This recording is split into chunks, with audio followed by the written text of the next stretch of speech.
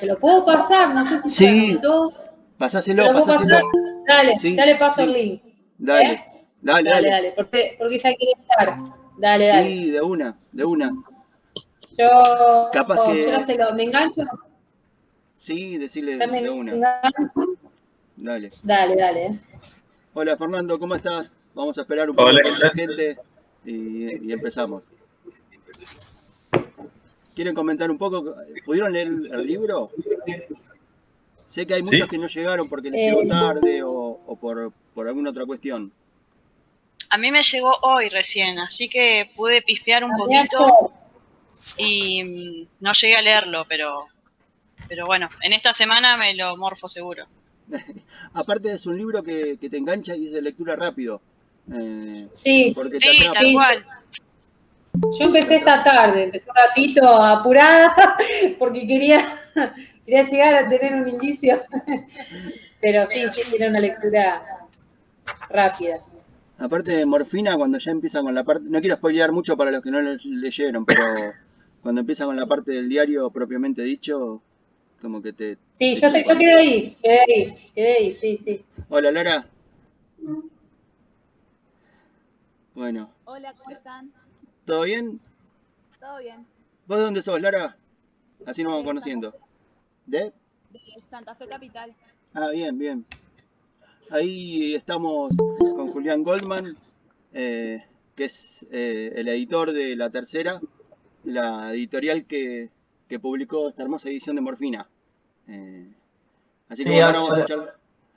no, los saludo a todos, veo que poquito van entrando. Nada, me alegra mucho ya de antes con Martín que eligieron el libro, que se les ocurrió un poco la idea, que mismo hicieron lo del catálogo completo para que tal vez puedan sumarse también algunos otros títulos del catálogo. Y bueno, la editorial tiene esta particularidad que generalmente trabaja con escritores que no ni siquiera, no solo que no están vivos, sino que tal vez no están vivos hace muchísimos años. Así que obviamente que a la hora de hacer este tipo de charlas, nunca tenemos con quién hacerlas, siempre somos nosotros o algún escritor amigo que nos da una mano, pero siempre somos un poco nosotros los que hacemos las presentaciones y todo. Así que nada, la idea de Martín me dijo era un poco charlar el libro y también cuando pensé un poco hoy que leí un poco y pensé algunas cosas que igual seguramente Martín me irá preguntando, pero también poder contarles un poco tal vez el detrás de la edición, que creo que es lo más valioso que tengo para contarles, que más que tal vez un análisis literario que a uno puede hacer o lo puede ir leyendo y también, bueno, recién contaban que algunos todavía no llegaron a leerlo, entonces tal vez también contarles un poco eso, si les parece. Buenísimo. Sí, más que nada es eso. ¿Cómo llegaste a Bulgakov, el detrás de la edición? Que los chicos pregunten, a ver, a medida que se les ocurra algo, que pregunten. Vamos viendo eso y después, sobre la última parte de la charla, vamos viendo los demás libros de la Dale, editorial, ¿te parece? dale. Dale, buenísimo. Así que, ¿cómo llegaste a Bulgakov? Mira, ya desde que justo vienen bien de la mano desde el principio de la editorial. Cuando empezamos el primer día de la editorial, cuando me junté, en la editorial somos dos, somos Santiago y yo, que somos los dos editores, y el primer día que nos juntamos dijimos, ¿hacemos o no hacemos la editorial? Nos juntamos y pensamos un Excel de todas ideas de cosas que nos parecía que valía la pena publicar, volver a editar cosas que no se encontraban, cosas que habíamos leído y nos parecían que estaban buenísimas y no sé qué. Dijimos, a ver, tenemos la cantidad de ideas suficientes como para empezar una editorial y anotamos 70 ideas. 70 ideas.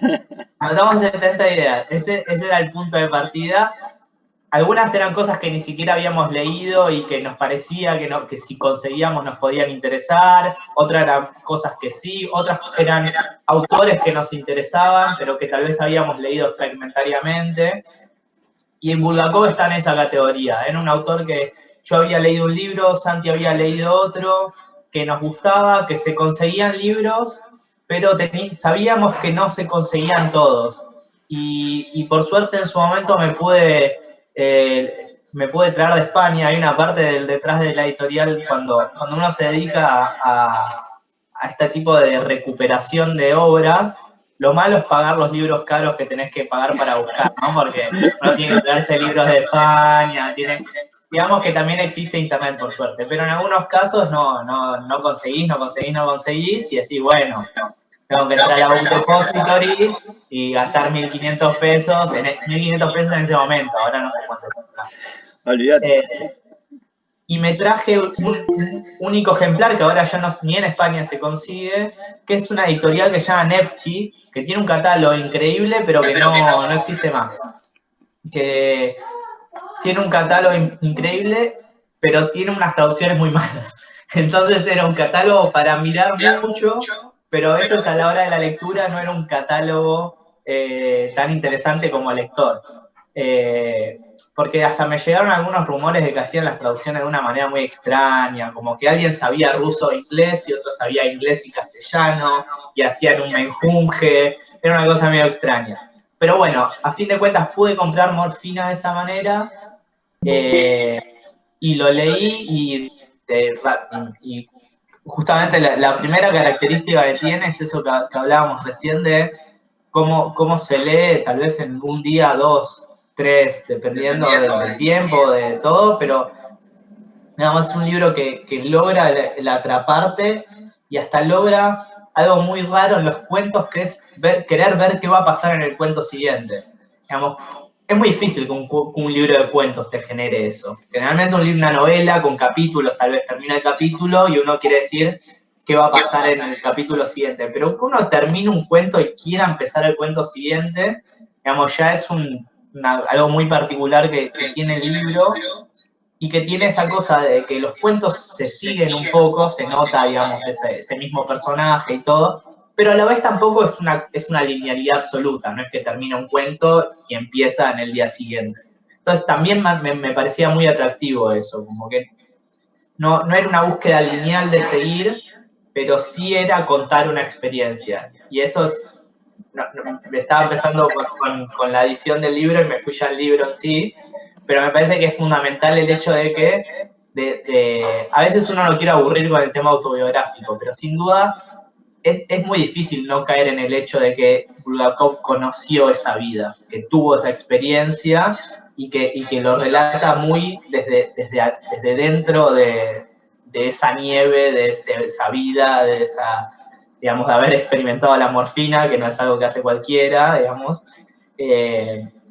Entonces, bueno, toda esa serie de cosas me atrajo, me llamó mucho el libro rápidamente, pero el detrás, tal vez, de la edición es que no es fácil hacer una traducción del ruso, digamos. No hay un montón de traductores del ruso, no hay un montón de traductores del ruso que uno diga quiero que traduzca el libro y sea parte del catálogo de la editorial, porque uno intenta cuidar las traducciones y que sean buenas.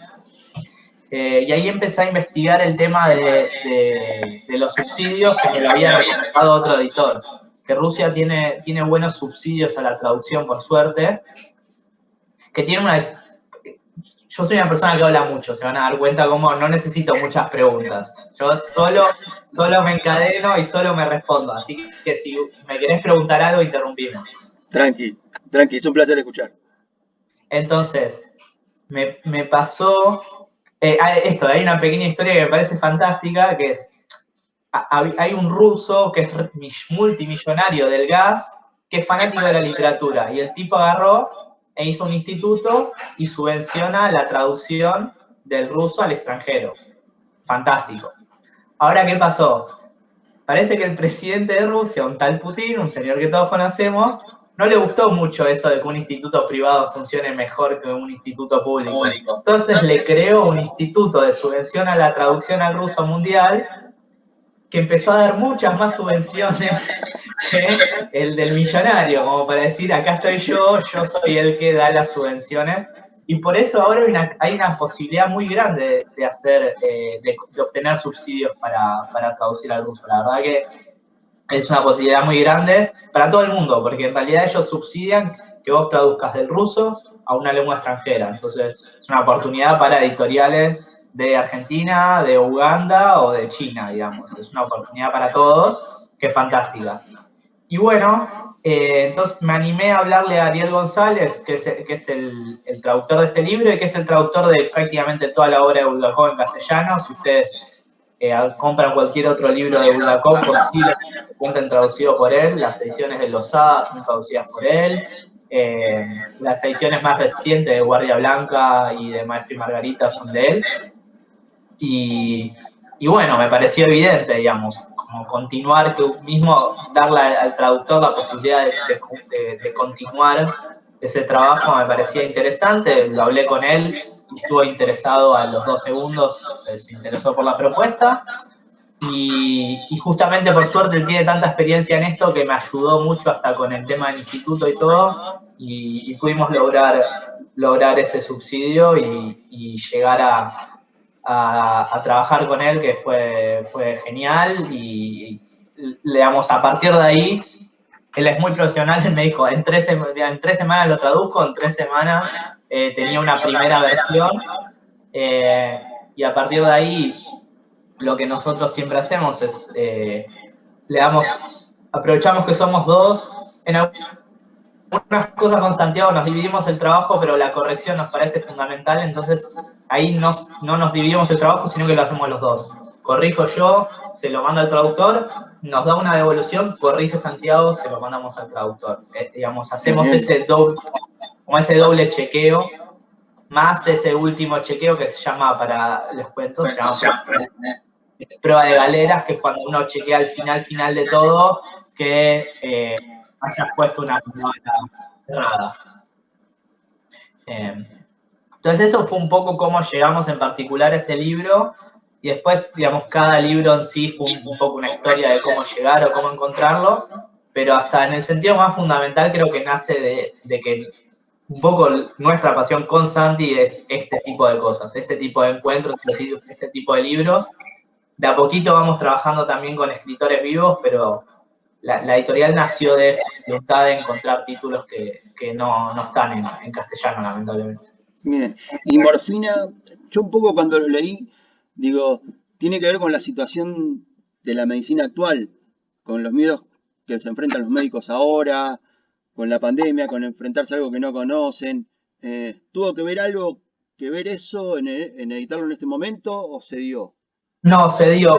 De hecho, hicimos el contacto con Ariel, fue en el 2019, fue antes de la pandemia.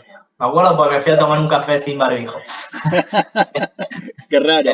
Así que fue pre-pandemia, no tuvo nada que ver. Obviamente que uno cuando saca el libro piensa en todo y sí, digamos, es imposible no hacer una pequeña conexión, pero el libro hubiese salido de todas maneras y estaba pensado anteriormente. Ah, bien. ¿Y van a editar algo más de Bulgakov o por ahora la idea es hasta acá? La idea es hasta acá, sobre todo porque realmente no es un escritor tan poco editado. La realidad es que este es un libro que siempre, nunca me puedo olvidar de la frase, nunca me puedo acordar de quién la dijo, pero es la ilógica del mercado del mercado editorial, digamos. Es esa cosa que uno no sabe muy bien a veces por qué falta un libro, ¿viste? ¿Por qué tal otro que es malo se consigue? Ese tipo de cosas son cosas que uno nunca sabe muy bien. Pero Bulgakov en este momento se consiguen, creo que sacando alguna obra de teatro y unos cuentos, lo que tengo en la cabeza para el futuro que puede llegar a ser, hay una editorial chilena que saca unos cuentos que llaman cuentos satíricos, de Bulgakov. Eso no se consigue en castellano. Perdón, no se consigue, sí, se consigue en castellano en Chile. Pero es una editorial chilena no muy grande y que no tiene distribución en ningún lado. Pero después la obra de Bulgakov está bastante traducida y también es algo como que me interesa desde el punto de vista de los lectores. A veces son cosas que para el sentido de la editorial, de ganancia de la editorial, no sirve de nada, pero sí me parece interesante que ojalá Morfina lleve a un montón de lectores a Guardia Blanca, a Maestro y Margarita. O sea, nosotros somos lectores de la obra de Bulgakov en general, nos encanta este libro y fue el que logramos publicar. Pero también nos gusta la obra de Bulgakov. Ojalá pudiésemos publicar toda la obra, pero la realidad es que no tiene ningún sentido salir a competirle a otra editorial o algo por el estilo.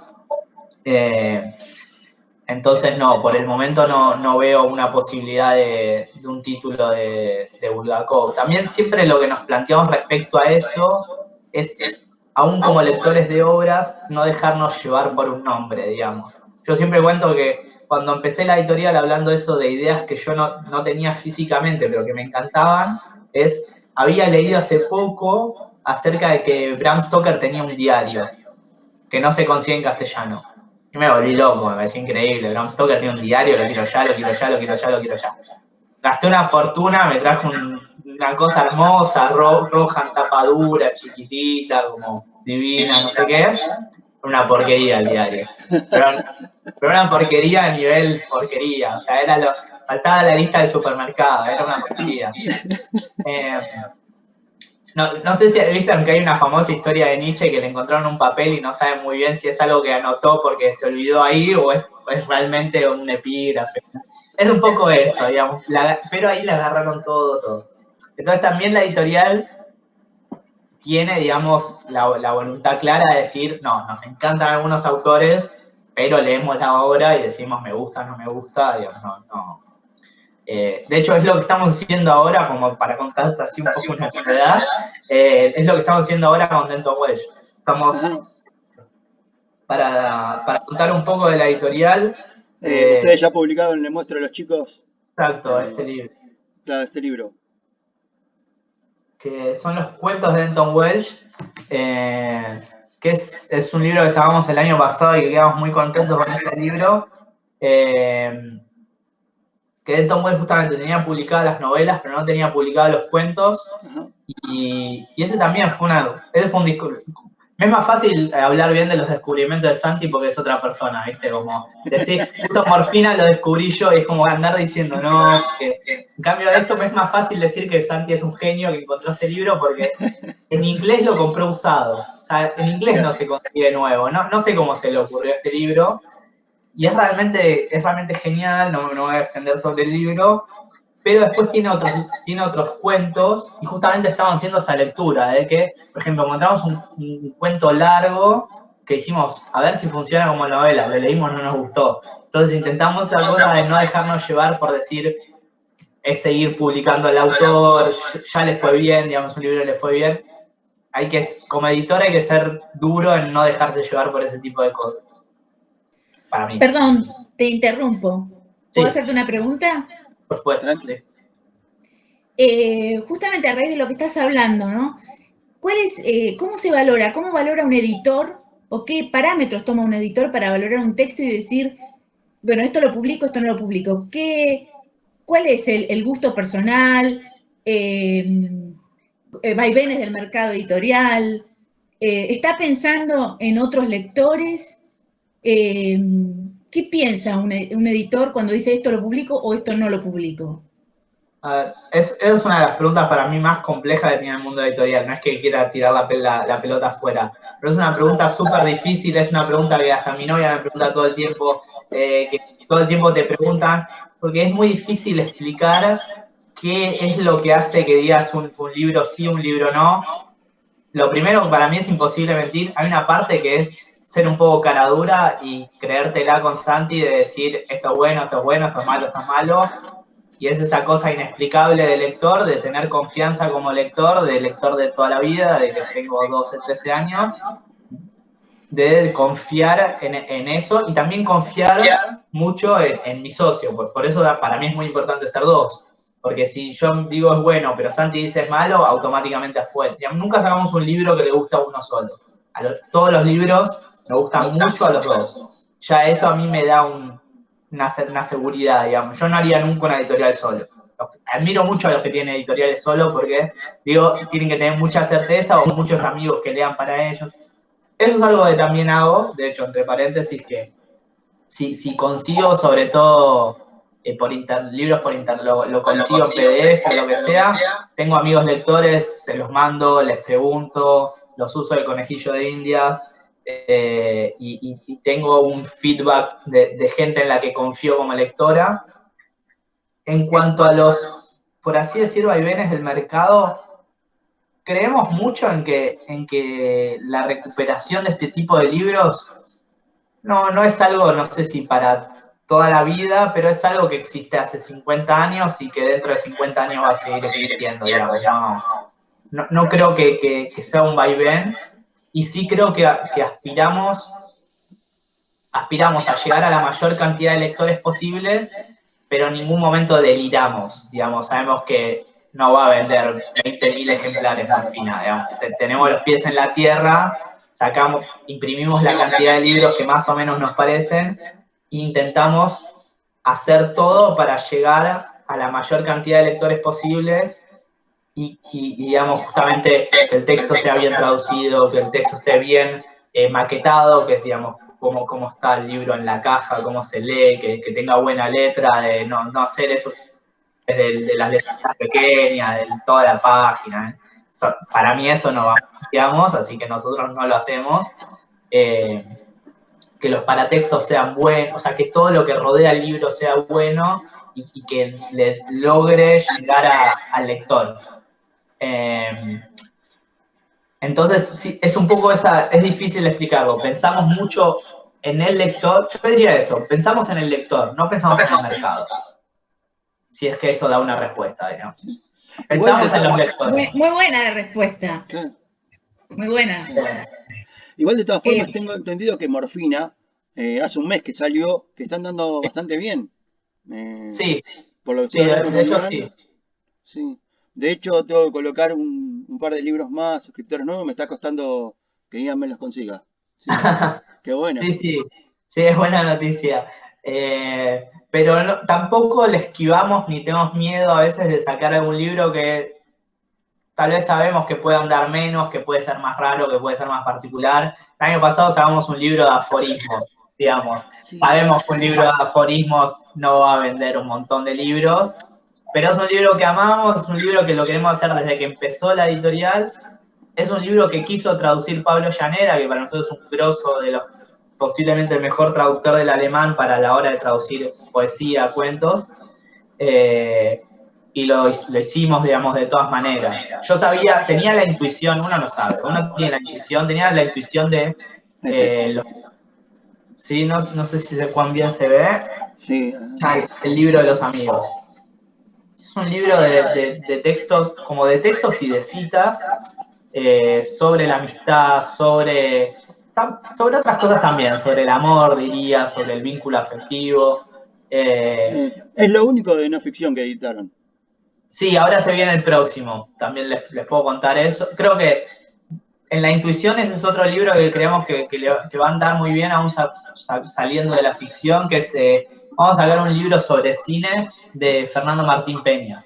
Tal vez lo conozcan a Fernando Martín Peña porque es históricamente el conductor de Filmoteca, del programa de Canal 7 de las 12, 1 de la mañana. Y vamos a sacar, de hecho, 2 libros con él. Este es el primero, pero el año que viene va a haber otro. Cine Maldito es sobre, de hecho ya está terminado el libro. Son una serie de escritos breves de 3-4 páginas acerca sobre películas que no llegaron a salir, películas que le cortaron una escena y se encontró la escena 50 años después. Digamos, es un poco también lo que él hizo como en Filmoteca en cuanto a cine, es un poco eso que él hizo, pero respecto a libros y a tal vez las historias más particulares que él encontró. Digamos, hay una que me parece increíblemente genial, que es, él ve una película, un clásico que había visto 1000 veces, y como él compra originales, no sé muy bien de cine cómo se llaman, pero compra 8 milímetros, 9 milímetros, tipo de cosas, compra una y encuentra que termina diferente. Y se queda como extasiado, como es un clásico, no es que era cualquier película. Y él tenía mucha seguridad de que la película terminaba de la manera que él conocía. Y bueno, y empieza a averiguar y habla con tal, y digamos, llegó a digamos, copia que él compra termina pasándose en festivales internacionales, mostrando la escena esa final que había hecho. No quiero mentir, pero es tipo un super clásico, como decir Buster Keaton, digamos, una cosa así súper clásica. Y bueno, son todas esas pequeñas historias que él escribió, y el año que viene sacamos un libro tal vez más clásico en el sentido de que hay muchos libros de ese estilo, pero que viniendo de Fernando Martín Peña y de los nombres que viene, un libro de entrevistas que él hizo durante todos sus años de carrera, pero digamos hay, no sé, entrevistas a Truffaut, entrevistas a gente, digamos, increíble. Eso es lo próximo de no ficción para este año y para el que viene, dos libros de Fernando Martín Peña. Y estabas contando que ibas a sacar algo de Denton, no sé si terminaste Sí, de rendir la idea. sí, vamos a ver un libro vamos a completar los cuentos de Denton Welsh, que sobre lo que todavía estamos terminando la selección, pero digamos, quedaron un montón de cuentos afuera. La edición completa en inglés son como 2 tomos de 600 páginas, nosotros sacamos un libro de 370 aproximadamente, con prólogo, y además, imaginarán, digamos, los 2 tomos de 500 páginas de vuelta son libritos. Así, nosotros sacamos, no, nuestras 370 páginas, tal vez son 250 de ese libro que es un armatoste, así que queda mucho por seleccionar, digamos. Hasta, quien te dice puede haber 3 libros de cuentos, digamos, puede haber un tercer libro de cuentos. Contanos un poco quién es Denton Welch. Mira, Denton Welsh es un escritor que era estudiante de arte a principios del siglo XX, y tuvo la mala suerte de que tuvo un accidente y quedó prácticamente postrado de cama, digamos, sin poder moverse. Y algo que rescatamos hasta en la solapa, porque nos parece increíble de su obra y que está muy patente en su obra, es que él, en vez de ser el típico escritor en la cama que, digamos, escribe sobre la convalecencia o escribe sobre ideas, digamos, aprovecha ese tiempo para pensar y escribir tal vez acerca de su angustia. No, el tipo se acuerda de sus buenos momentos y de su pasado y de su infancia y de tomar el té alegremente y, digamos, tiene un estilo y tiene una capacidad de relatar esos pequeños momentos que para mí lo destacan como cuentista, digamos, como esa capacidad de relatar una escena y que sea muy buena sin que haya pasado demasiado, sin que, como, a veces, si tenés que contar un cuento de Denton Welsh, hay algunos que otros que sí son interesantes de contar, como el que viaja por la China y digamos, ve unas ruinas. Digamos, hay un cuento muy interesante también para que digamos, lo que pasa es muy interesante, que es como él ve algo tremendo y como que se lo quiere contar y nadie lo quiere escuchar, unas chicas no lo quieren escuchar, se van. Pero sobre todo tiene un estilo y un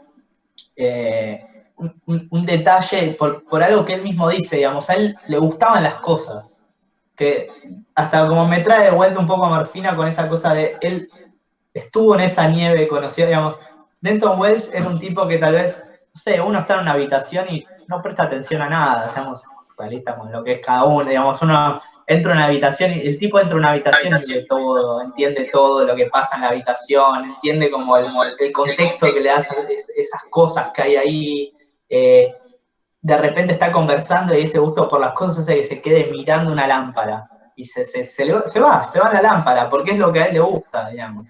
Y bueno, es un escritor que tiene esa particularidad y que realmente en un solo cuento que no está incluido en el libro que sacamos habla sobre su convalecencia, pero después es un tipo que no, que habla sobre su juventud, su adolescencia, su momento en estudiando arte, pero no se dedica como a esa parte de su vida. Murió muy joven, ¿no?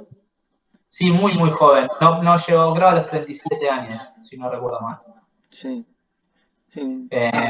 Tenemos un catálogo de escritores muertos relativamente jóvenes. Porque Bulgakov también, creo que tenía 49 años. Sí, Bulgakov también. Harms también, el primero de todos que sacamos también. Zelda también, Zelda Fitzgerald, por supuesto, también no, creo que apenas pasó los 40 años. Es un No, por ahora el único vivo es Guillermo Piro, de larga vida Guillermo, pero me toca. Lo No le queremos toque hacer joven para madera, que te haga espero ver. que no le pase nada a Guillermo, que tuve el placer de conocerlo y cumple ese rol de escritor genio, la verdad, porque es un genio de Guille. Editaron Guillermo Tell, que este es el libro. Sí. Creo que es el único nacional por ahora. Por ahora sí, ahora se viene Fernando Martín Peña y después tenemos una novela para el año que viene. Pero Guillermo es el único que surgió de presentar el idioma de los gatos, como en la conexión eterna de los libros. El idioma de los gatos es el libro. Sí, no lo tengo, porque estaba medio agotado ya, ¿no? Sí, tenemos que reimprimirlo, quedan muy poquitos. Es este que tengo acá. Que es, no sé si decir el libro más particular que tiene la editorial, porque hay varios que son bastante particular, pero es un libro muy especial y no me quiero ir de Guillermo, es uno de los libros preferidos de Guillermo y el cuento preferido de Guillermo está en este libro, digamos. Se lo sabe de memoria a ese nivel, él lo puede contar de memoria, Guillermo, pues son 2 páginas, 3, y lo sabe prácticamente de memoria. Y bueno, de eso surgió pedirle que nos ayude con la presentación y vino con muchísima buena onda, habló un montón del libro, habló de otras cosas, habló de la fábula, de cómo se cuenta un cuento, habló un montón de cosas y nos quedamos charlando con él y de ahí surgió reeditarle este libro, que también es una reedición, por más que él sea un escritor vivo, es un libro que había salido hace como unos 10 años y no se conseguía y también no lo había sacado completo en su momento, había sacado como la mitad de los textos que él tenía. Y hablando como del detrás de escena, de la cocina, para mí es increíble cómo lo escribió Guillermo. Pues es un libro de textos muy, muy cortos en general, donde puede, no sé, desde contar una idea o contar una paradoja o algo que él sabe, o citar una frase de alguien, o contar la historia de un escritor, o, digamos, contar algún... Tiene también un tema muy importante con el comportamiento de animales, como de la sabiduría acerca de cómo se comportan algunos animales. Él me dijo que él se dio cuenta que tenía todo ese contenido en la cabeza, que se lo sabía muy de memoria, y se sentó y lo escribió todo. Y cuando llegó al último dijo, ya está, lo terminé, no tengo más. Digamos, es todo lo que sé sobre este tipo de cosas. Y en ese desvarío, pero no tan desvarío, terminó siendo este Guillermo Tell, que digamos, digo desvarío porque toca muchos temas, pero uno cuando lo lee, para mí, se entiende como esas conexiones que Guillermo encuentra, digamos, que para mí tiene una coherencia, que es lo que, estamos volviendo tal vez a la pregunta de Ana acerca de qué elegimos o qué no, digamos, yo no hubiese elegido un libro, una antología absolutamente desconectada. Es una antología que tiene un sentido y que se conectan los textos, por más que eso no esté explicitado. Yo, de hecho, en un momento pensé proponerle a Guillermo ordenárselo y que tenga como los 3, 4 temas que para mí claramente son un hilo conductor, y después dije, no. Me parece que sería un poco subestimar al lector, digamos, hacer el hilo yo cuando el hilo está ahí, y creo que cualquier lector puede hacerlo, y puede hacer hasta tal vez un hilo diferente al mío y mucho mejor. Entonces, cerrar el libro en mi hilo me parece que hubiese roto las múltiples interpretaciones que da la antología abierta de Guillermo. Bien, bien. ¿Seguimos con cualquiera o querés hablar de alguno en particular? No, con el que quieras. Tengo el de Jan, justo. Sí. Ese tengo un cariño especial porque fue el primero. Digamos, hablando un poco también del entretelón, digamos, fue el que hicimos y salimos a la calle, a las librerías, a decir, hola, mirá, mi nombre es Julián, y hice una fue el editorial. primero? Sí, ese fue el primero. Mirá.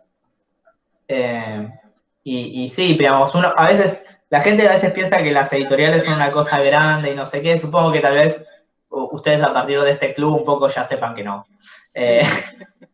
Que, digamos, A mí me pasaba, digamos, a mí me encantaba, tenía 18, 19 años, me encantaban las editoriales. Para mí las editoriales eran allá, las editoriales como hasta que, no sé, hasta que conocí a algunos chicos, conocí creo que Interzona primero, y fue como, che, pero Interzona son 3 personas. ¿Cómo que son 3 personas en Interzona?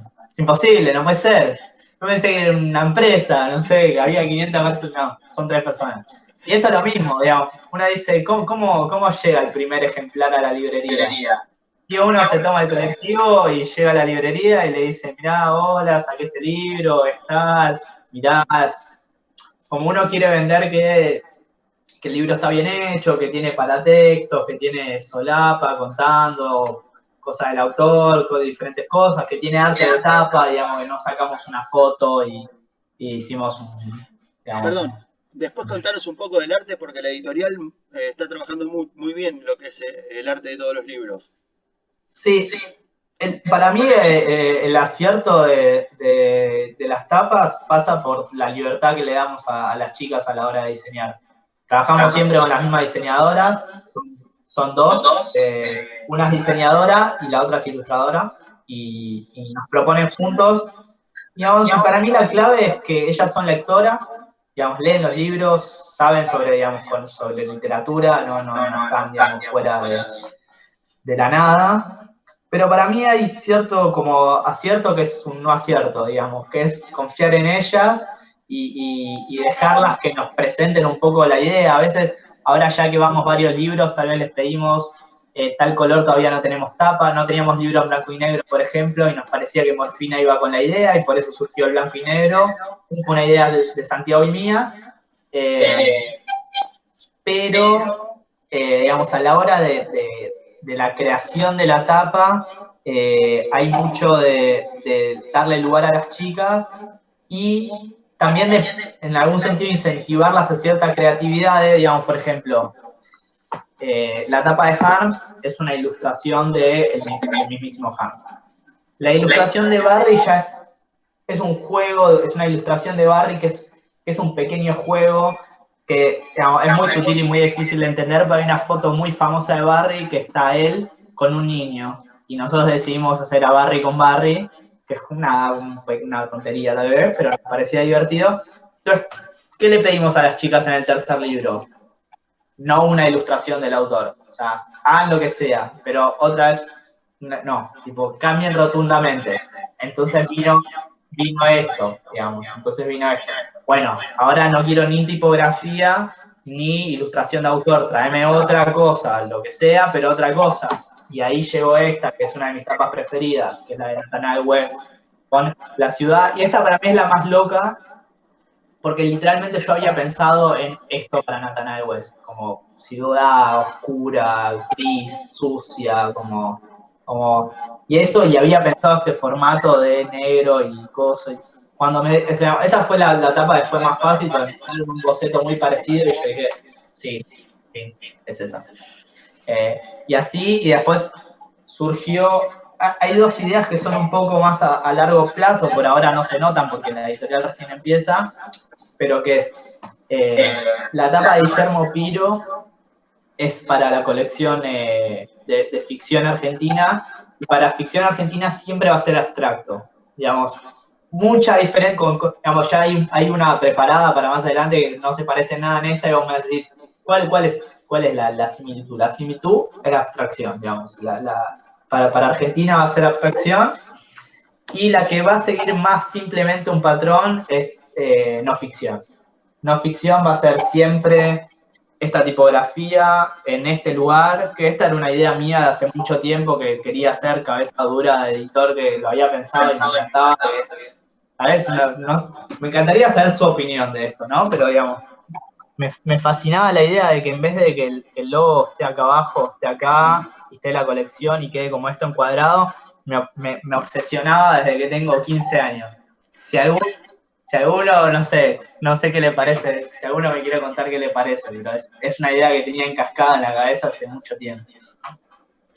A mí me gusta mucho cuando de un golpe de vista ya sabes que es tal editorial. Y creo que eso a ustedes le da la marca de la editorial. Claro. tener ahí, aunque sea ya sabes, y aparte ya te va a relacionar con la no ficción. Lo típico es anagrama, vos ves un libro de anagrama y ya sabes que es anagrama. Sí. Y esto creo que acá con no ficción ustedes lo lograron eso. Y está buenísimo. No sé, perdón, hablé yo, a ver si alguien me quiere comentar algo. Claro, es hacer algo distintivo. Sí, era un poco eso y un poco como salir de que la editorial esté siempre en el mismo abajo, en el mismo lugar, no sé, era algo como que quería cambiar. O sea, en un momento pensé, pero me parecía exagerado como tener un logo que pueda jugar todo el tiempo del lugar. Pero eso ya me pareció como fuera del tarro, como un poco como, y además una complicación para las chicas y no sé. Pero me pareció una idea fantástica, no sé. Por ejemplo, la bestia equilátera tiene alguna tapa que es con el símbolo de la bestia equilátera. Eso me parece, como editor me parece fantástico. Después para el público no sé cuán interesante o no interesante es, pero como editor me parece fantástico. Y, digamos, siempre va a cambiar el color y va a cambiar la ilustración, pero siempre va a ser una ilustración así pequeña que se repite, digamos. No ficción va a ser la más concisa, digamos, de las colecciones. Y ¿sabes que siempre tuve la idea? El logo de ustedes está muy bueno y aparte les da para jugar en un montón de cosas. ¿A qué viene el logo? El logo es difícil de ver, pero si prestas bien atención si prestan mucha atención a la parte, para que no... alguien me muestra, tengo un leve problema que es tristemente no tengo morfina, porque vivo en otro país en este momento. No, si pueden muéstrenme el logo, bien de cerca. Es negro con blanco, perfecto. Como para buscar una opción igual. Si miran bien la parte blanca, deberían ver 3 casas. Sí, son 3 casitas con techo inclinado. Exacto, son 3 casas.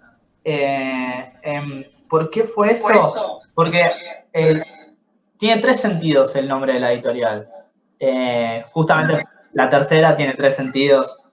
No es que somos lacanianos, no ese es el sentido, sino que viene por 3 lados. Uno es, y por eso viene la inspiración del logo, es el libro de McDowell. ¿Cómo se llamaba? Qué mal que no me lo sé. ¿Cómo se llama? ¿Los elementales? No. Los elementales. Los elementales, el tema del libro es la tercera casa. La tercera casa que ellos van de vacaciones a 3 casas que son iguales, pero hay una tercera que está como abandonada y llena de arena y no se sabe bien qué pasa. También es un libro increíble que a Santiago y a mí no sé. Perdón, me hiciste acordar. Y no sé dónde lo metí. Los chicos el mes que viene vamos a salir con el libro nuevo de McDowell por el club. No el mes que viene, el otro, dentro de 2 meses. Y justo tenían ahí unos ejemplares que se quedaron de los elementales. Así que uno después lo vamos a sortear entre todos los que estamos acá. Mira, justo vino de casualidad el libro ese. Ni que lo hubiésemos preparado. Venía por acá para el sorteo, se lo quería mostrar y no me acuerdo. Pero bueno, después les cuento cómo vamos a hacer el sorteo. Pero me hiciste acordar, mirá, de casualidad cayó. Si lo preparábamos no salía mal. No salía. Así que, nada, es un libro que me parece fantástico, así que participen del sorteo, mátense entre ustedes. Bueno, ya les digo lo que van a tener que hacer. Una pirueta enfrente de la cámara, van a tener que hacer... No. El libro, extrañamente, tiene una firma, ¿sí? Pero McDowell murió. O sea que no sabemos de quién es la firma. Les voy a pedir que manden un mail a holadelibooks@gmail.com diciéndole de quién puede ser esa firma. Ahora si encuentro el libro le muestro la firma. Y la respuesta más original se lo lleva. Así que piensen. Muy bien. Y eso, bueno, entonces no voy a contar mucho más, pero hay una tercera casa que es, digamos, por donde pasa prácticamente toda la novela. Y entonces de ahí vino la tercera casa, la tercera editora, un poco vino pensado un poco por ese lado. Pues hay como otras dos razones que son tal vez un poco menores, pero a mí me interesan. Uno es justamente el más bobo y más comercial, que es tener un nombre que se entienda, que sea claro. No quiero hablar mal de nadie, pero no me gustan las editoriales que se llaman, que no se entiende cómo se llama, que son difíciles de decir, que no sé qué. Me parece que la tercera editora suena como que existe. Como que, sí, la tercera editora, como hay una editorial que se llama la tercera editora, tiene sentido. Sí, totalmente. Me pareció básico y me pareció bueno. Y hay un tercer sentido que es, la editorial iba a ser con una tercera editora, íbamos a ser 3 en la editorial, y de todas maneras ella sin participar en sí nos ayudó mucho al comienzo de la editorial y a pensarla y hacer las primeras tareas, porque es una editora que ya tiene una editorial, que es Caterina Gostiza, que tiene China Editora. Seguramente algún libro de China deben conocer. Sí, todavía nosotros no salimos ninguno de ellos porque no vi alguna edición nueva que pueda Sí. mandar. Siempre se superponen con otro, pero sacaron un libro que es El nadador en el mar secreto, que está buenísimo. Sí, tiene El nadador secreto bueno, nosotros presentamos ese libro con ellos y es un libro que, nada, le fue increíble, que se lo merece, es un libro súper breve y que es como medio una patada en la cara, hay que bancársela un toque, Sí. pero que está muy bueno y en general tiene un catálogo, digamos. Yo la incito a reeditar algunos libros que los tiene medio que no se consiguen, pero tiene un libro de Flavio Lopresti que es buenísimo, tiene un libro de ensayos sobre Shakespeare que es buenísimo, y un libro de Ian Cott, digamos.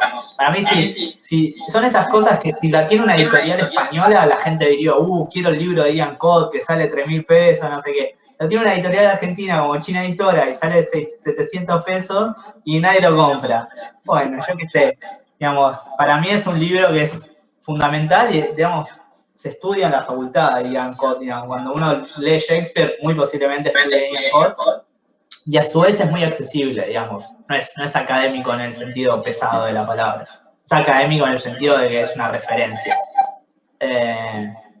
Y bueno, ella como que pensó en participar, al final no pudo y de todas maneras nos ayudó mucho.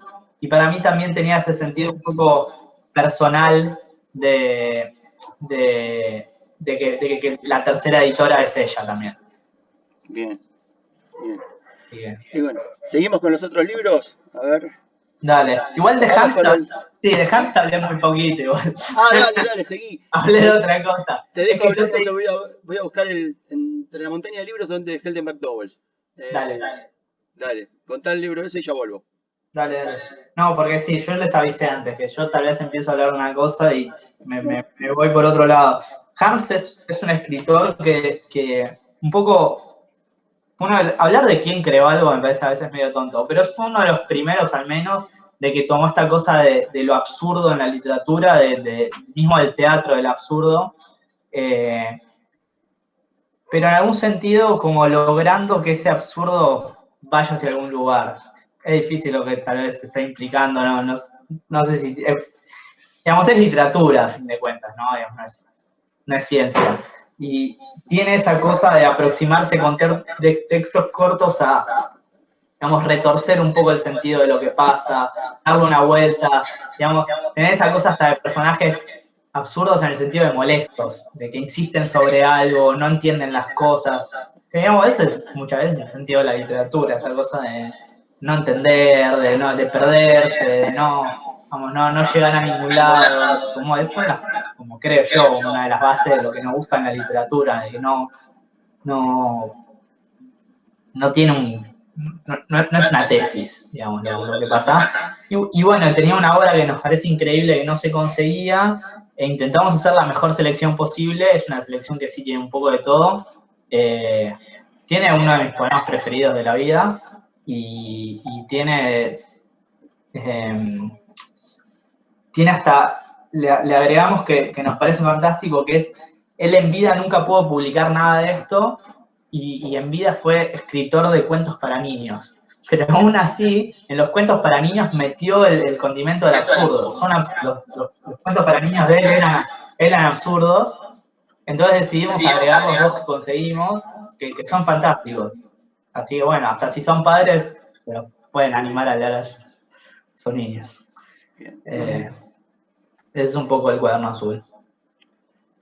Y creo que el que no hable nada, solo nombré la tapa y que es un genio, es Nathanael West. Sí, Nathanael West, para mí es, digamos, en cuanto a esa cosa que dije antes de no entender que falta una obra, tal vez es la que más me sucede con este libro, porque uno puede entender que algunos de los libros que sacamos no se consigan.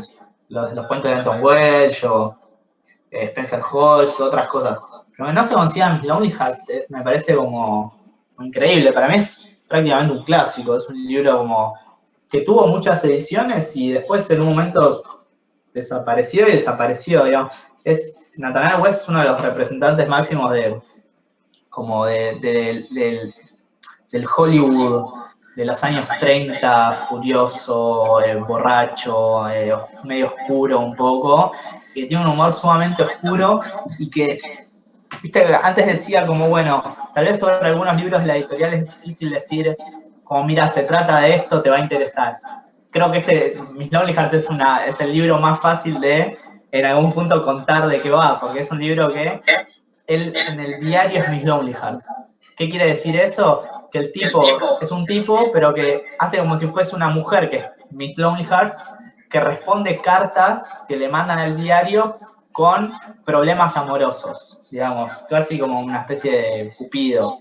Entonces le dicen, de hecho hay una carta, casi ni bien empieza la novela. Le dicen como, Miss Lonely Hearts, tengo este problema, y un desafío para nosotros es que las cartas están mal escritas a propósito. Entonces tuvimos que lograr reproducir, que es una de las cosas para mí más difíciles. No sé si vieron cuando alguien escribe mal a propósito y se traduce, muchas veces queda una traducción espantosa, queda como, no sé, ponen una Z en el medio, quieren inventar. Entonces tuvimos que darle mucha vuelta a las 4 o 5 cartas que hay en el libro, que digamos están mal escritas a propósito, que era como, ¿cómo hacemos que realmente parezca mal escrito, pero por alguien en castellano, no una traducción burda? Pero bueno, volviendo a la novela. Y el tipo, para mí lo más genial de la novela es que, ¿qué piensa uno de ese tipo de novela? Bueno, el tipo va a ser súper irónico, se va a morir de risa de los problemas que le llegan, les va a responder cualquier cosa y nada, no le va a importar y se va a caer de risa. La novela empieza así, pero ni bien empieza la novela, el tipo empieza a sentir una especie de compromiso con la gente que le escribe. Y, digamos, pero un compromiso a un nivel absoluto, como necesita resolverle esos problemas, al punto de llegar a conocer a alguien. Y digamos, de ahí en más no voy a seguir porque no vamos a intentar no hacer eso que se llama spoilear ahora, pero digamos, es fantástico, porque para mí se le ocurrió una novela buenísima, que hubiese sido mucho más fácil esto ya en mi cabeza, ¿no? Pero para mí hubiese sido, para Nathanael West, súper fácil decir, bueno, escribo una novela en la que, digamos, que me escriben cartas amorosas y yo soy un cínico y me cago de risa. No, el tipo empieza así, empieza con lo que es la novela fácil y la transforma en una novela mucho más difícil, pero que mantiene el sentido del humor oscuro durante toda la novela. Que, volviendo al catálogo, tal vez, para mí es un catálogo que tiene bastante sentido del humor. Es algo que intentamos rescatar y que es algo que a veces la gente se olvida de la literatura, que puede tener sentido del humor en la literatura. Y para mí hay algo de, hasta justo con los primeros 4 libros que sacamos, Hams, Barry, Nathanael West y Spencer Holmes, cada uno tiene un humor muy particular y hasta representativo, en el sentido de que Hams tiene un humor muy ruso, Barry tiene un humor muy británico, Nathanael West tiene un humor muy norteamericano, y finalmente Spencer Holmes tiene un sentido del humor como más allá de todo, más allá de la imaginación, digamos, en un punto de imaginación que pocos escritores logran, ¿no? Esa cosa de que una vez cuando lee bastante, ya como que un escritor lo sorprende a partir de la imaginación es difícil, y me parece que Spencer Holmes tiene eso como... Es difícil comparar a alguien, pero a mí a veces el único que se me viene a la cabeza un poco con eso es Mark Twain. A mí Mark Twain tiene una capacidad de, ¿no? Cuando si lees El forastero misterioso, les cuento por contarles algo de literatura, cuando uno lee El forastero misterioso, que si no la leyeron, El forastero misterioso, unos chicos están en un pueblo en la Edad Media más o menos, se van a sentar en el medio del campo y de repente se encuentran a alguien y empiezan a charlar. Y de repente se dan cuenta que el tipo tiene poderes, hace magia. Y como, ¿quién sos? ¿Cómo te llamas? Satán. Fantástico. Es un genio. Mark Twain es un genio. ¿A quién se le ocurre esa novela? Es buenísima. Entonces, mismo hay un montón, digamos, cito un ejemplo de Mark Twain por decir uno de muchos, pero digamos, Cartas a la Tierra. Hay muchos libros que tienen ese nivel de imaginación que vos llegas a un punto y dices, no puede ser que se le haya ocurrido así. Ese punto, ¿eh? Y sí, es Satán, digamos, y la novela a partir de ahí la tenés a Satán como el forastero misterioso. Bien. Sigamos. Dale. Barry ya... No, creo que solo mostré la tapa de Barry. Sí. Barry es justo prácticamente una de mis primeras ideas. Una de las primeras cosas que leí y dije, si algún día tengo una editorial, lo voy a publicar. Digamos, volviendo a los entretelones de la editorial, digamos, siempre fui muy cara dura y como, no sé, a los 15 años pensaba que iba a tener una editorial. Entonces, cuando leí algo, tal vez ya decía, que esto cuando tenga una editorial lo saque. Digamos, nunca pensé que, digamos, tan rápido en algún punto de mi vida, pero nada, siempre lo pensaba. Y cuando leí Peter Pan en la facultad, hice la facultad pero la dejé, no sé, no soy de esa gente que fue a la facultad y la terminó. Cuando fui a la facultad, antes de dejarla, leímos Peter Pan, me pareció si no leyeron Peter Pan, descárguense, está en PDF en cualquier lado, se consigue en cualquier lado. Y cómprense cualquier edición, cualquier edición dentro de lo posible no, pero cómprense una edición más o menos. Es un libro increíble, Peter Pan. La gente se olvida porque cuando piensa en Peter Pan, piensa en la película de Disney. Peter Pan es un libro increíble desde la narrativa, digamos, desde un narrador que todo el tiempo te muestra que está haciendo lo que quiere y aún así te gusta leer ese libro, digamos, como no sentís se burla de la manipulación, pero la lleva a cabo a la perfección y justamente llegué a los cuentos porque para mí tienen la misma lógica de ese narrador que puede llevarte para cualquier lado y, digamos, no sé, tiene un cuento que es fantástico que el tipo es sumamente soberbio, pero está tan bien escrito que primero cuenta algo como una disputa normal, como que él tiene razón y te está contando por qué tiene razón, y uno tiene que ir leyendo el cuento y empezar a desconfiar como diciendo, no es así, no es esto lo que me está, digamos, este tipo no es sincero, digamos, y eso pasa alrededor de todos los cuentos, por eso también tiene ese humor como más sutil, más británico, me refería, digamos, no hay cinismo, no hay mucha maldad tampoco, digamos, y sí hay también de vuelta como esa cosa de, desde el humor, algunos argumentos que son infalibles, digamos. Mismo el primer cuento, el primer cuento él argumenta que lo mejor que puedes hacer es tener vacaciones en la cama, digamos, y no salir, y mentirle a tu mujer para que te traiga las cosas y no salir de tu cama, y da toda una serie de como instrucciones para hacerlo. De hecho, eso también me sorprendió cuando leí Barry, que digamos, juntando unas cosas con otras, sí, hay un cuento que son instrucciones para cortar un pato, que suena muy parecido a lo que todos conocemos de las instrucciones de Cortázar, digamos, pareciera que Cortázar tuvo ahí una lectura que, o no, tal vez son esas cosas de la literatura de la absoluta, digamos, casualidad, pero es tremendamente sorpresivo como son 2 páginas, si no recuerdo mal, no debería recordar mal porque lo edité, son reglas para cortar en filete. Y él, digamos, son solamente 4 reglas digamos, regla número 1, es de mala educación treparse a la mesa. Sin duda es una gran tentación. Cuando estás luchando con un pato y él se tambalea justo cuando pensás que ya lo tenías, te olvidas de todo. Este es el procedimiento más usual. El filetero empieza a filetear sentado. Pronto se pone de pie y contrae la frente. Acerca su rostro al pato, como si quisiera investigarlo por dentro, pero el pato se resiste a ceder cualquiera de sus partes. El filetero apoya uno de sus pies sobre la silla, luego el otro. Sus rodillas ahora descansan contra la mesa y él, en su agitación, se arroja, por así decirlo, sobre el abre. Esto nos lleva a la regla número 2. Y así, digamos, sí que son 4 reglas muy finitas, pero tiene un sentido del humor absoluto y tiene hasta como alguna cosa precursora, porque son cuentos de 1905, 1906, 1910.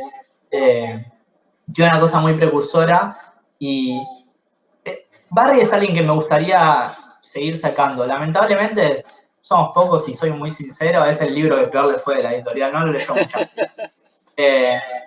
lamentablemente no lo leyó mucha gente, no lo llegó. También nosotros para los primeros 2 libros fuimos directamente a librería, no teníamos distribuidora. Con distribuidora es todo más fácil. Entonces fue el segundo libro, quedó como entre el traslado a la distribuidora, burocracia, y digamos, es un libro que para mí no, por ejemplo, si lo hubiésemos sacado ahora, tendría otra llegada, digamos. Y es una pena porque me gustaría hasta seguir sacando Barry. Creo que alguien sacó algo de Barry hace poco. O me estoy confundiendo y fue una editorial chilena. Y lo vi en... No lo tengo en la cabeza que se haya editado algo de Barry acá. Hay una editorial chilena que sacó un libro que a mí me hubiese gustado sacar, que es En los jardines de Kingsburg o de Kingsberg, que es de Barry, y tiene otro libro de Barry que es sobre Peter Pan, pero se llama Peter and Wendy. No es Peter Pan, la obra Peter Pan. Así que, pero nada, esas son cosas que lamentablemente la pandemia nos cortó un poco, porque creo que los vi en la feria de editores, ese tipo de cosas. Ahora la realidad que va a tardar en volver a comprarse alguna de esas ediciones chilenas más. Pues Chile tiene... Pero igual mirá que Big Sur está trayendo mucho de Chile. Está trayendo Hooder, está trayendo Veral, pero esa me parece que no trae. La de Barry no. Bien. Y el último que nos quedaba, para mí es uno de los más lindos, Zelda. Zelda, sí. Bien, por lo menos hoy estaba pensando que el próximo libro es el 10º, así que de a poco como que va siendo más trabajo hablar de cada uno, son cada vez más, así. En mitad de año vamos a festejar 10. Este es el de Zelda. Zelda Fitzgerald creo que es bastante conocida, no solo por ser la mujer de Scott, sino por las cartas, porque se consiguen y que históricamente se consiguieron las cartas entre ellos, que tuvieron una relación súper complicada, etcétera. Pero de vuelta, como volviendo a algo que rescaté al principio... Igual, perdón, Sí. Hay rumores ahí que Zelda se metía mucho en los libros de Scott. Que no, y al revés. Y al revés también. Sí, al revés también. Digamos, sí, hay acusaciones cruzadas de que Al Este del Paraíso fue medio un robo a algún texto que ya había escrito Zelda. Este libro casi no se lo quisieron sacar, digamos. Lamentablemente sí, Zelda, entre que murió joven y todos esos problemas que tuvo en vida, no le permitió tal vez haber sido la escritora que podría haber sido, digamos. Pero eso es lo malo. Lo bueno es que por lo menos nos dejó una novela completa que podemos disfrutar, que es esta. Y, digamos, te decía eso de lo que volví a lo del principio yo sabía que había una novela de Zelda Fitzgerald que no se conseguía y decía, ¿será buena o la sacarán porque es la mujer de Scott Fitzgerald? Qué bueno. Finalmente la pude comprar. De hecho, tengo las obras completas que no son muy largas. La pude comprar en inglés y traérmela. Y me encontré con un mundo fascinante porque el nivel de relato, de descripción también de su mundo, de las flores.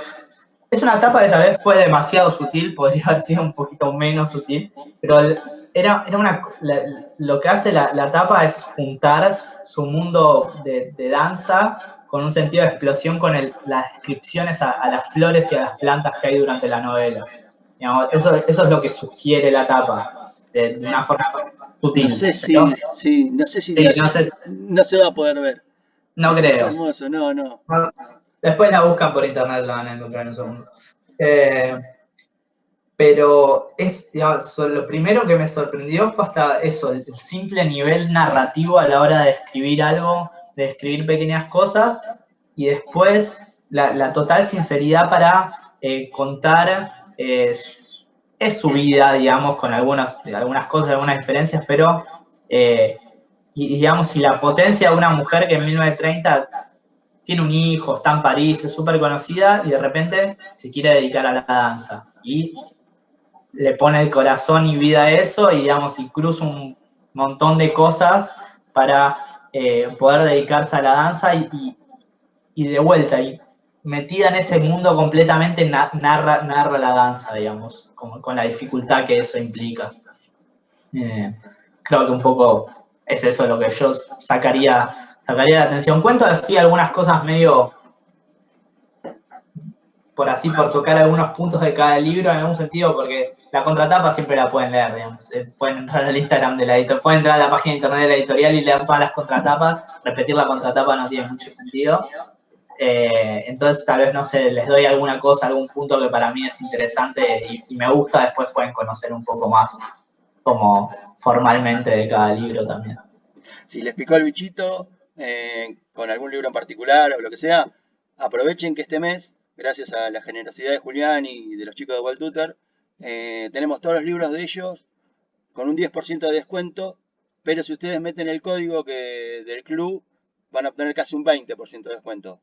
Así que es para aprovechar hasta el 31, estamos con ese beneficio. Y además, te agrego algo para sumar a la venta, que es que esto es algo que no lo solemos decir porque no nos gusta como hablar de eso ni nada, pero en junio los precios suben, así que lo estarían comprando con un 20% de descuento y se ahorrarían la suba que viene el mes que viene, así que es un gran momento para comprarlos. Y encima se lo mandamos con el libro del club y no pagan envío, así que cierra por todo lo bueno. Es el momento, sí. Es el momento, no hay otra. Así que bueno, aprovechen a ver si alguien le quiere preguntar algo a Julián, si no ya les tiro la novedad del club y damos las urras. ¿Quién era? Me parece que no. Bueno, yo quería hacer una pregunta simple. Fernando iba a decir algo. Sí. ¿Por qué la portada de Morfina, o sea, el nombre del libro se llama Morfina solamente y no Morfina y relatos de un médico? ¿Cómo era? Sí, relatos de un joven médico. De un joven médico. Memorias de un joven médico. Nos parecía que era una información que era suficiente que esté tanto adentro del libro como en la contratapa y que en la tapa queda extremadamente largo e innecesario y también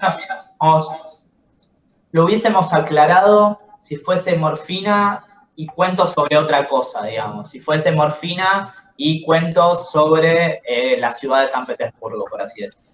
Pero, digamos, tenía un cuento que tiene un hilo narrador y teniendo en cuenta que, de hecho, el título ese que vos decís, que nosotros lo agregamos, es una convención que se usa para llamar a esos cuentos, pero él en vida nunca lo publicó de esa manera tampoco. Entonces, digamos, si él lo hubiese publicado en vida de esa manera, tal vez hubiese tenido más sentido respetarlo y hasta que ese libro se consiguiera, ¿no?, específicamente y tal vez hacer una edición de Morfina aparte en un libro pequeño. Pero teniendo en cuenta que es algo que de todas maneras es una antología que hicieron, que él nunca hizo, ya, digamos, prácticamente hay acuerdo mundial, entre comillas, digamos, todas las editoriales, también en Inglaterra, en Francia, en Alemania, de sacar todos esos cuentos juntos que están en la antología, digamos, no arriesgamos en ningún sentido, es como una convención, básicamente lo que hicimos. Bueno, gracias. Creo que... ¿Nadie más? Sabrina, creo. No, yo Sí. creo que fue bastante claro durante toda la charla y no hay lugar a dudas. Y no me pude leer el libro, así que no puedo preguntar nada. Me podés preguntar sobre mí, no sé. Pueden preguntarme lo que... A mí me gusta hablar, así que me pueden preguntar lo que quieran. Bueno, nadie. Yo quiero decir algo, yo leí muy poco, leí 40 páginas nada más. Y, hola.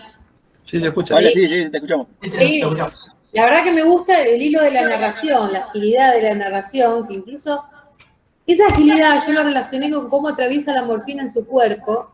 Es lo poco que pude leer, la verdad que me gustó mucho, no conocía nada de este escritor, para mí es una novedad. Sí, para mí hay algo que es clave, que es, vamos, tal vez hasta varios, cuando uno puede imaginar por dónde va a ir, uno quiere continuar leyendo y saber qué va leyendo, digamos. En algún sentido uno supone, creo que esto no le arruina nada a nadie, uno supone que tomar morfina no va a ir bien. Digamos, No, seguro. Digamos, uno no siente que bueno, igual ya de hecho cuando recibe el diario ya sabe cómo termina la cosa. Pero quiero decir, uno sabe que el diario de un adicto a la morfina, y sin embargo uno quiere seguir, digamos, quiere Y siempre eso, para mí, es siempre un indicador de algo bien escrito, digamos. Es la paradoja de, con esto dejo de hablar, por prometo, es como la paradoja de Esperando a Godot. Vieron que tiene 2 actos, y digamos, el primero ya, ponele que tal vez lo estás esperando, pero medio que ya sabes. Sabés que nunca va a llegar, sabés que nunca va a llegar ahí. Pero para mí lo fantástico es que tenga 2 actos. Empieza el segundo, y ya el segundo estamos recontra seguros que no va a llegar. Pero aún así uno lo lee, le gusta por un millón de motivos. Digamos, en este caso tiene algo clásico de la narrativa, un poco clásica, y que también de vuelta, en otros casos, uno ve por dónde va a venir la resolución. Sin embargo, hay algo de saber tratar el momento, saber estirar o no, o resolver el momento, que es algo que vamos a seguir sin saber exactamente cómo funciona. Yo no escribo, no sé cómo quiero ser escritor, me voy a ser escritor. Así que solamente lo admiro y intento como disfrutarlo cuando es bueno y, digamos, si poder hacer una editorial a partir de eso. Pero sí, es claramente un indicador de buena literatura. Sí, el resto de los relatos también como que te mantiene esa tensión constante de saber qué es lo que va a pasar, o en las reflexiones del mismo médico, a la medida que va contando cada uno de los casos, te va llevando la lectura y te da una agilidad diferente. Está bueno, me gustó. Aparte, el último, no se mencionó mucho, pero el último relato es como que trasluce todo su trasfondo político de ese momento, lo que sufrió él, como un poco ahí se desahoga. Sí, tiene eso. A veces nunca sé bien cuánto es como un libro vale la pena tener prólogo o no vale la pena tener prólogo contando este tipo de cosas. Algunos de nuestros libros tienen prólogos, otros no. Los invito claramente a leer sobre Bulgakov, a mínimamente tener un poco de información sobre él, que es muy interesante su vida, es muy interesante todo ese círculo. Yo soy como medio un obsesivo de todo ese círculo ruso, de todo lo que pasó en ese momento, y vivo leyendo rusos y vivo buscando rusos para la editorial porque tiene que seguir. De hecho, ya tengo, no sé si lo puedo decir porque en realidad solamente lo voy a proponer para la subvención, y si no sale el subsidio es muy difícil que lo saque, pero tengo ahí otras cosas que van a salir, pero no me quiero ir de Bulgakov. Que eso, determinadamente tuvo una vida muy interesante, hasta le escribió cartas a Stalin quejándose, digamos, de su falta de libertad, digamos, tuvo esa vida de médico muy complicada, pasó por muchas cosas, fue médico durante la guerra. Entonces, una vez defiende mucho también, porque me gusta mucho la literatura, entonces defiendo mucho la capacidad de escribir sin ningún tipo de esas experiencias, de escribir, digamos, el tipo que está encerrado en su casa y escribe sin tener ninguna experiencia al respecto, pero es inevitablemente genial cuando alguien que tuvo esa vida, digamos, como lo que creo que tuvo esa gente de Rusia en ese momento, una vida de experiencia, como no esto de que vivimos nosotros, estar encerrados en nuestra casa, nuestra vida es como medio falta de acción. A mí me quedó grabado cuando iba también, como vos, pasé por la universidad pero no la terminé.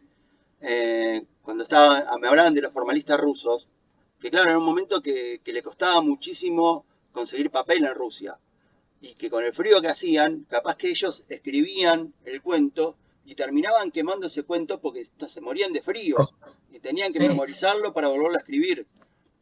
Toda esa época de esos escritores es formidable. De hecho, siguiendo en esa época, Harms, la mujer le encontró todos los papeles que pudo cuando digamos, a Harms también lo mandaron a matar, fue preso y después muerto. Y la mujer logró encontrar una X cantidad de textos que dan un libro, las obras completas de Harms son unas 300 y pico de páginas, y que ella pudo meterlas en una valija y se las llevó a Estados Unidos. Si no, y no tenemos nada de Harms, no sabemos quién es, no sabemos un tipo más que se murió dentro de todos los que se murieron. Y sí, digamos, está lleno de esas historias y de esa, digamos, cuando uno lee sobre esa época, escribir tenía otro peso, y para ellos escribir tenía otro peso, y eso a fin de cuentas siempre se va a notar en la lectura. Digamos, era una, una experiencia vital. A mí me gusta hablar de eso.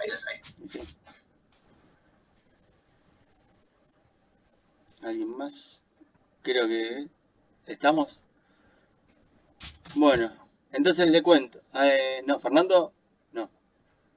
Ah, no. No, no. Bueno, le cuento. Primero agradecerle a Julián. La verdad que estuvo magnífica la charla, nos enteramos un montón de cosas. Una editorial divina, la verdad que unas ediciones hermosas. Gracias por prestar toda la charla. La verdad que... No, no hay problema. A mí nada, no tengo problema. Me gusta presentar un poco los libros, poder hablar y además con la pandemia, lamentablemente, como el contacto con el lector es mínimo. Así que, digamos, creo que este es mi contacto más fuerte con lectores en los últimos 5 meses, así que también se los agradezco como de ver 10 personas a la cara que leyeron un libro de la editorial es casi utópico, nuevo. Claro. Y bueno, les cuento, les adelanto los próximos pasos del club a ustedes. El mes que viene salimos con un libro de Guadalupe Nettel. ¿La conocen? ¿No? No, yo ¿No? Uy, Lela. Es una escritora mexicana que sacó hace poco La hija única, que salió por Anagrama. Nosotros vamos con un libro de cuentos de ellas que salió por Página de Espuma. Se llama El matrimonio de los peces rojos. Son 5 cuentos donde relaciona a los seres humanos con los animales. Es hermosísimo, muy bello ese libro. Y vamos a poder charlar con ella, que se va a contactar desde México con nosotros para charlar. Así que tenemos una buena posibilidad de conocer una escritora internacional. Y es una capa como escribe. Y bueno, después lo que le contábamos, que salió hoy de casualidad. Lo de y Martín, mandan a Brasil, Martín. Si querés te lo mando. No, te estoy jodiendo. No, pero si querés te mando un libro, te lo mando por ahí, o pasame la dirección y te lo mando. No, digo, te estoy jodiendo porque estoy viviendo en Brasil. Sí, me contó Ian. Sí, por eso. No, recién creo que en julio o en agosto vuelvo. Pero por ahora. ¿Estás jodido allá, no, la cosa? Sí, igual allá me parece que también estamos... Acá estamos peor. Hoy estamos peor. Parejas, sí. Bueno, y les contaba, y seguimos con McDowell, que es un libro, el próximo se llama Agujas Doradas, que según parece que fue el principal de este autor, que ahora está en imprenta y bueno, va a salir para julio y ahí lo mandamos. Entonces, les contaba, este libro vino con esta firma. No sé muy bien de quién será, no sabemos. Diego cuando me lo dio me dijo también, está con esa firma. Manden un mail a Hola Daily Books y me cuentan de qué es la firma y lo que nos haga reír más se lo regalamos. Ah, ¿inventado? Inventado, sí, obvio. Así nos reímos un poco y jugamos. ¿Podés mostrar otra vez? No sé si se ve por la luz, no sé. ¿Se ve algo o no? A ver. No, ahí sí se ve. Ahí sí se ve. Ahí está. No, la verdad que es un hermoso libro. Así que lamentablemente no lo podemos conseguir porque casi ni la editorial tiene ya ejemplares. Pero bueno, vale la pena. Sí. Bueno chicos, creo que si no tienen nada más para agregar, lo liberamos acá a Julián. Le agradecemos, le podemos dar un aplauso, ¿no? Tal cual. Gracias. Bravo. Bueno, Julián, muchísimas gracias. Gracias, Julián. Gracias chicos y nos vemos el próximo mes. Suerte con el club. Gracias, muy amable. Abrazo. Abrazo, chau. Gracias, adiós, buenas noches.